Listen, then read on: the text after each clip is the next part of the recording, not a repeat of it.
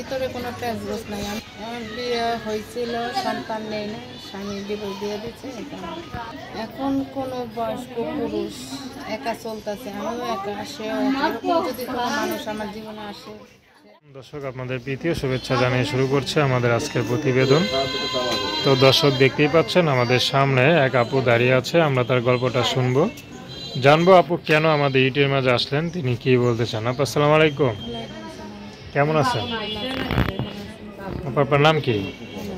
হেনা, একটু জোরে বলবেন। না আচ্ছা, খাওয়া দাওয়া করছেন? আচ্ছা, তো সামনে তো কম কেন? এমনি। মনটা কি খুব খারাপ?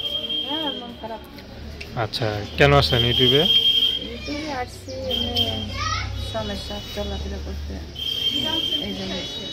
আচ্ছা, মানে ফ্যামিলিতে অনেক সমস্যা নাকি?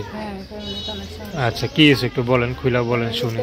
মা অসুস্থ, ছোট বোন তার লেখাপড়া করাইতে পারতেছে না, স্বামী ডিভোর্স দিয়ে দিয়েছে। আচ্ছা, যে জন্য খুব কষ্ট না? তো কদিন সংসার করছিলেন? 1.5 বছর। 1.5 বছর। এত অল্প দিনে সংসারটা ভেঙে গেল, কারণটা কি? নেশা করে জন্য। তো দেখে শুনে বিয়ে করেন নাই? দেখে শুনে তো করছি, দেখতে দেখা যায় ভালো, ভিতরে যে কালো তা তো জানি না। আচ্ছা, তো বাচ্চা কাচ্চা আছে? না। বাচ্চা কাচ্চা হয় নাই? মানে কি কারো কোনো সমস্যা আছে নাকি এমনি? সেইটা জানি না, বাচ্চা কাচ্চা হয় নাই, আমিও নেই নাই।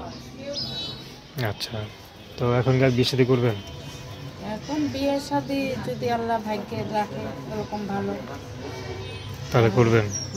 যদি আপনাকে দেখে কোনো বয়স্ক কোনো পুরুষ, যে পুরুষ একা আছে, জীবনে চলতে কষ্ট হয়। হ্যাঁ একা এরকম, কিন্তু ভেজালা লোক আমি পছন্দ করি না, কারণ একবার ভেজাল হয়েছে আমার, আর চাই না আমি এত ভেজাল। আচ্ছা, আপনার নাম কি বললেন? তো দর্শক, তার নাম্বারটা 01850886912। আমি নাম্বারটা আবার বলছি, 01850886912।